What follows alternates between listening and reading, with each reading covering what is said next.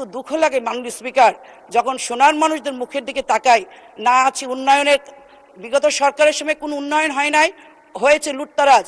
এই নদী খর্বে বিলীন হয়ে যাচ্ছে জালকাঠি নলছিটিবাসী। মাননীয় স্পিকার, আমি প্রথমে ধন্যবাদ দেব আমাদের বাংলাদেশের প্রধানমন্ত্রী জনাব তারেক রহমানকে, যিনি আমাকে 2026 আমাকে নমিনেশন দিয়েছে, বিপুল ভোটের ব্যবধানে আমাকে জালকাঠি নলছিটির সোনার মানুষ এমপি বানিয়েছেন। এই জন্য আমি জালকাঠি নলছিটির সোনার মানুষদের প্রতি কৃতজ্ঞ। মাননীয় স্পিকার, আমার প্রতি দলের আস্থা এবং জনগণের ভালোবাসার কারণে এই মহান সংসদে আমি আসতে পেরেছি।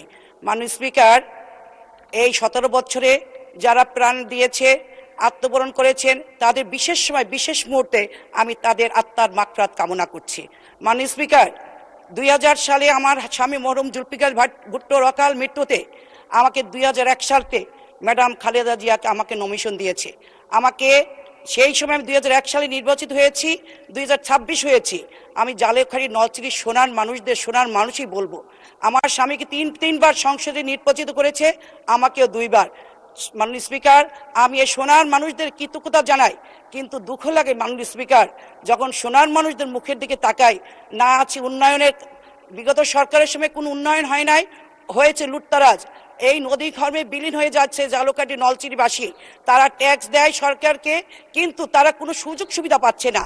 এখানে মাননীয় প্রধানমন্ত্রী আছে, মন্ত্রী আছে, পানি সম্পদ মন্ত্রী, তাকে আমি বলবো বিগত দিনের সরকারের সেই ট্যাক্স মাফ করে নতুন করে ট্যাক্স দেওয়া হোক। মাননীয় স্পিকার, আপনার ধন্যবাদ। আপনি আমার জন্য দোয়া করবেন, আমার সোনার মানুষদের দিকে সবাই ইনশাল্লাহ খেয়াল রাখবেন। সবাই ধন্যবাদ। মাননীয় স্পিকার, আসসালামু আলাইকুম।